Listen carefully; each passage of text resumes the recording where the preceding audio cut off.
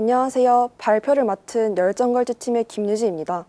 저희 팀은 요식업 창업자 및 자영업자를 위한 맞춤 가이드 서비스 제작을 목표로 프로젝트를 진행했습니다. 목차는 다음과 같습니다. 개요에 대해 설명한 후 문제 수행 내용을 바탕으로 한 주요 결과, 그리고 마지막으로 의의 및 한계에 대해 말씀드리겠습니다. 코로나 사태가 잦아든 엔데믹 시대에도 여전히 요식업은 어려운 상황에 처해 있습니다. 코로나 때는 방역 수칙 및 규제 때문에, 코로나 종료 이후에는 경제적 상황들 때문에 연속적으로 고비를 겪고 있죠. 특정 상권에서 잦은 폐업이 일어나면 당연히 건물 공실률도 높아지고 상권도 침체되기 때문에 부동산 시장 여건 또한 악화됩니다. 저희는 경기 불황 속에서 나타나는 상업용 부동산 세태라는 문제 상황을 시작으로 프로젝트를 전개했습니다. 자료조사와 분석을 통해 저희가 도출한 결론은 폐업의 가장 큰 원인은 정보 부족과 객관적 평가의 부족이라는 것입니다. 이를 해결하기 위한 아이디어로 저희는 가장 사람들이 쉽게 접근할 수 있는 앱 서비스를 구상했습니다. 1차로 주어진 매출 등급 예측 모형을 제작하고 해당 모형의 내용을 잘 녹여낼 수 있는 앱 서비스를 구상하는 것, 구체적인 과정은 다음 순서에서 자세히 말씀드리겠습니다. 먼저 과제의 첫 번째 부분인 매출 등급 예측 모형 제작 부분입니다. 원본 데이터만 보았을 때에는 일반적인 분류, 회귀 문제와 차이점을 느끼지 못했습니다. 하지만 매출 등급 예상 대상 필지를 살펴본 결과 2023년 1월과 2월 연속된 두 달치의 매출 등급을 예측해야 한다는 점에서 시계열성을 이용할 수 있을 것이라고 보았습니다. 보통 분류와 회귀 같은 경우에 예측해야 하는 타겟이 하나로 이루어져 있습니다. 하지만 해당 데이터의 경우 타겟이 두 개라는 점에서 차이가 있다고 생각했습니다. 그래서 특정 음식점을 결정하는 기준인 필지 고유번호, 법정동 코드, 업종 코드를 기준으로 하여 무작위로 한 음식점의 데이터를 추출해 보았습니다. 데이터를 살펴본 결과 2022년 1월부터 12월까지 매출 등급 변화를 확인할 수 있었습니다. 이에 따라 이전에 가정했던 시계열 모델링을 진행할 수 있다는 근거를 얻었습니다. 시계열 모델링을 하기 위해서는 기존의 데이터를 변형할 필요가 있었는데요. 기존의 데이터의 경우 한 음식점의 1월부터 12월까지의 매출 등급이 여러 행에 걸쳐 있었는데 변형을 통해서 한 음식점의 월별 매출 등급이 열 방향으로 위치하도록 조정하였습니다. 이후 1월부터 12월까지의 전체 매출 등급이 기록되지 않은 식당의 경우 몇몇 달에 걸쳐 결측값이 발생하였는데요. 이의 경우 매출 등급이 기록된 나머지 달의 매출 등급을 합산한 후 평균을 내어 결측값을 처리하였습니다. 이렇게 데이터 전처리까지 마친 후 매출 등급 예측을 위해 어떤 모델을 선택해야 할지 고민했습니다. 시계열 예측을 위한 모델로 바닐라 RNN, RSTM, GRU 이 세 개가 대표적으로 알려져 있는데 바닐라 RNN의 경우 너무 단순하여 대량의 데이터에는 적합하지 않아 시중에는 잘 사용되지 않습니다. 이를 보완한 버전으로 LSTM이 있긴 하지만 구조가 너무 복잡하여 연산이 오래 걸리는 문제가 있습니다. 이를 모두 보완한 버전으로 GRU라는 모델이 나오게 되었는데 단순하면서도 연산 속도가 빨라 많이 사용되고 있기 때문에 저희 또한 해당 모델을 채택하게 되었습니다. 해당 모델이 학습하는 과정을 간략하게 예를 들어 설명드리자면 6개월치의 매출 등급 데이터를 학습한 이후 2개월치의 매출 등급을 예측해보는 과정을 반복적으로 거치면서 학습을 진행하게 됩니다. 2023년 1월, 2월 매출 등급의 경우 2022년 7월부터 2022년 12월까지의 데이터를 학습하는 것을 기반으로 예측하게 됩니다. 이렇게 학습된 모델의 성능을 MSE로 측정했을 때 대략 0.2 정도가 나왔습니다. 하지만 이의 경우 제공된 기본 데이터만을 기반으로 학습시킨 모델이기 때문에 추가적인 데이터를 통하여 모델의 성능을 올릴 수 있을 것이라고 예상하여 성능 향상을 시도하였습니다. 현재 시계열 모델링인 만큼 추가 데이터 또한 시계열성을 가진 것으로 선별할 필요가 있어 빅데이터 플랫폼과 여러 공공 데이터 사이트에서 시계열 데이터를 1차적으로 선별하였습니다. 이후 데이터를 살펴보면서 2차 선별 과정을 거쳤는데 왼쪽의 두 개 데이터는 월별이 아닌 분기별 데이터이고 유동인구 상가 공급 데이터의 경우 결측값이 90% 이상이었기에 사용하는 데 무리가 있다고 판단하여 제외했습니다. 이후 남은 SNS, 젠트리피케이션 데이터의 경우 EDA 결과 매출 등급에 끼치는 영향이 그리 크지 않은 것으로 보였으나 수집 데이터 중 유일하게 시계열성을 가지고 있는 데이터였기 때문에 채택하여 모델링을 진행하였습니다. 추가 데이터 같은 경우에도 이전에 말씀드렸던 것과 같이 시계열 모델링에 적합한 형태로 변형하는 과정을 거쳤습니다. 기본 데이터만 가지고 학습할 때와 달리 추가 데이터와 함께 학습할 때에는 3개의 데이터를 동시다발적으로 학습합니다. 추가 데이터까지 함께 학습시킨 결과 모델의 성능이 0.2로 이전과 크게 다르지 않았습니다. 유의미하지 않은 변수를 모델에 학습시킬 필요성을 느끼지 못하여 최종적으로 저희는 기본 데이터의 시계열성만 이용하여 모델을 제작하는 것으로 결정하였습니다. 이렇게 완성한 매출 등급 예측 모형을 활용할 아이디어를 권하는 것을 2차로 진행했습니다. 제공된 필지 단위 소상공인 매출 등급 데이터를 분석한 결과 3등급인 식당이 가장 많긴 했으나 4, 5등급인 식당들을 합하였을 때 36%로 가장 많은 비율을 차지하고 있었습니다. 이에 따라 4, 5등급 식당들을 최소한 3등급대로 진입할 수 있는 가이드라인을 제시하는 것이 필요하다고 생각했습니다.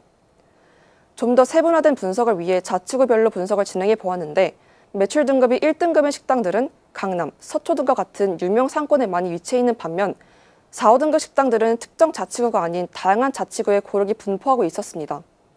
이후 자치구 수준에서 더 들어가 법정동 수준에서 살펴보았습니다. 대표적인 예시인 마포구 자료를 보면 흔히 핫플이라고 불리는 홍대, 망원동의 4, 5등급 식당들이 가장 많이 분포하고 있었습니다. 이를 종합해보면 장사가 안 되는 식당들은 나쁜 상권에 몰려있는 것이 아니라 여러 지역 사이사이에 분포한다는 것을 의미하고 또 좋은 상권이라 하더라도 폐업 위기에 처할 수 있다는 것을 의미합니다. 이에 따라 저희는 요식업 창업에 있어 상권에 대한 파악이 가장 중요한 요소라고 생각하였습니다.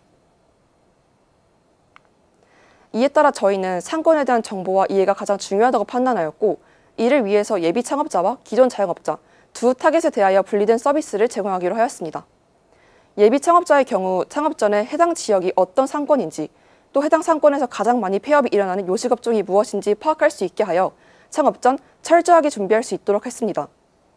반면 기존 자영업자의 경우 이미 창업을 한 상태이기 때문에 현 상태에서 조금 더 발전할 수 있는 방향으로 나아가야 한다고 생각했습니다.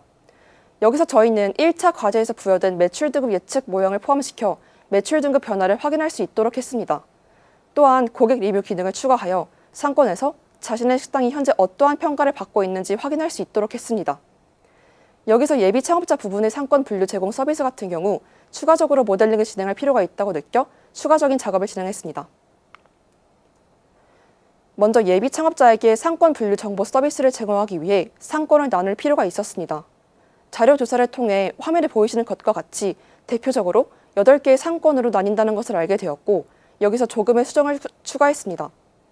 일단 해당 과제로서 주어진 지역이 서울이고 서울 자체가 도심에 속하기 때문에 도심 상권은 배제했습니다. 또한 아파트와 주택 상권의 경우 거주지라는 공통점이 있기 때문에 하나의 상권으로 통합하였고 비록 자료조사에는 포함되지 않았으나 한국 문화에서 파생된 학원 상권, 골목 상권 등을 추가하였습니다. 이렇게 하여 이전과 개수는 같지만 구성이 조금 다른 8개의 군집을 최종적으로 결정하게 되었습니다. 본격적으로 군집화 모델을 통해서 서울시 전체 법전동을 8개의 상권으로 나누기 위해서 기준들을 정할 필요가 있었고 교통, 주거, 학교와 연관된 데이터 중 공공 데이터에서 구할 수 있는 데이터를 변수로 사용했습니다. 이후 원활한 모델 학습을 위해 데이터의 모든 값들을 0과 1 사이의 값으로 조정하였습니다. 군집화에도 여러 모델들이 있는데 저희는 GMM, K민지, 아글로머레티브 총 3개의 모델을 선정하여 군집화를 시도하였습니다.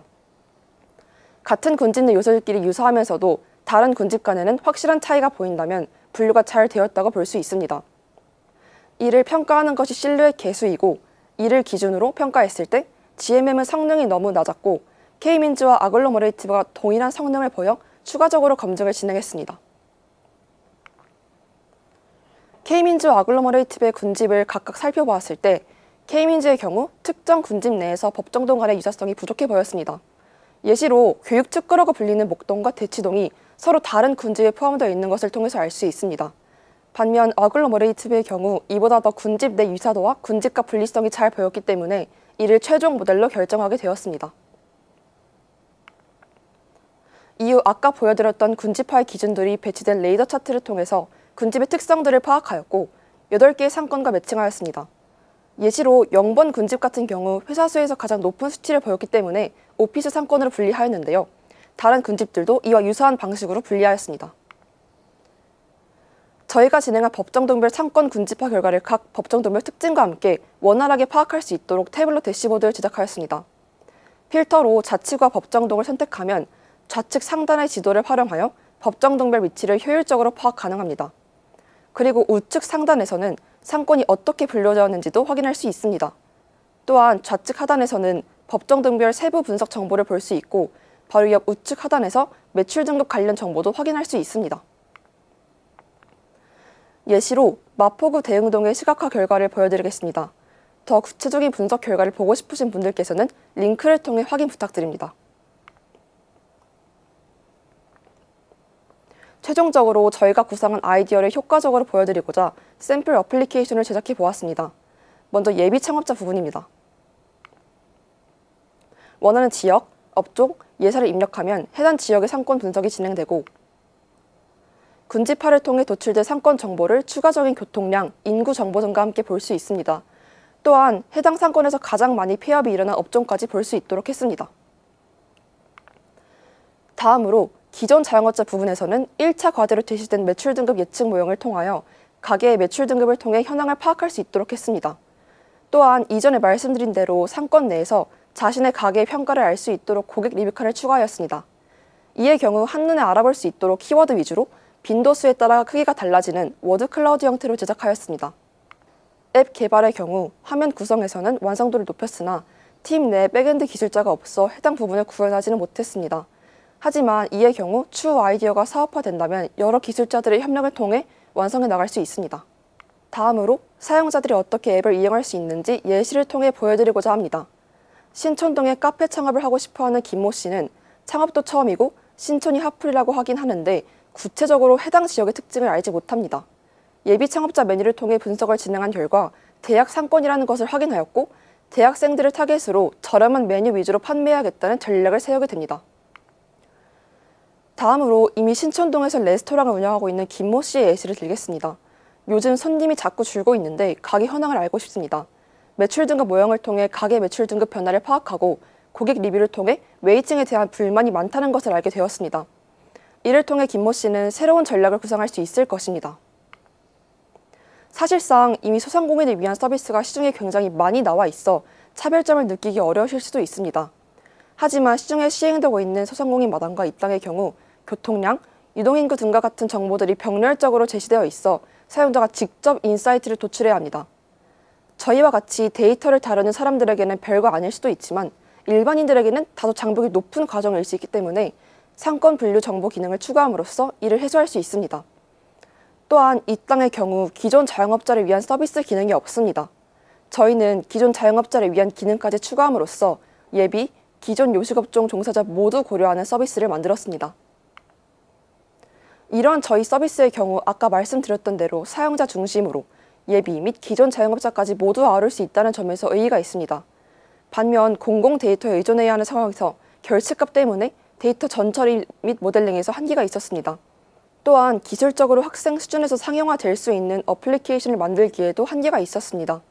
이의 경우 아이디어가 사업화될 경우 추가 개발자들과 협력하여 해결할 수 있다고 생각합니다. 조금 더 저희의 아이디어가 사업화될 수 있는 방향을 말씀드리자면 기존 자영업자에게 제공하기로 했던 리뷰 서비스의 경우 고객 리뷰를 앱 자체에서 받을지 아니면 외부 소스를 통해서 얻을지 고민해볼 필요가 있습니다. 또한 온누리 상품권, 제로페이와 같이 지역 화폐와 함께 사용한다면 지역 경제 활성화에 도움이 될 것으로 보입니다. 또한 향후 추천 시스템을 통해 창업 지역 추천 서비스도 제공할 수 있으면 좋을 것 같습니다. 참고 문헌과 분석 도구는 다음과 같습니다. 저희가 시연한 앱은 화면의 QR코드를 통해 확인하실 수 있습니다. 지금까지 발표를 들어주셔서 감사합니다.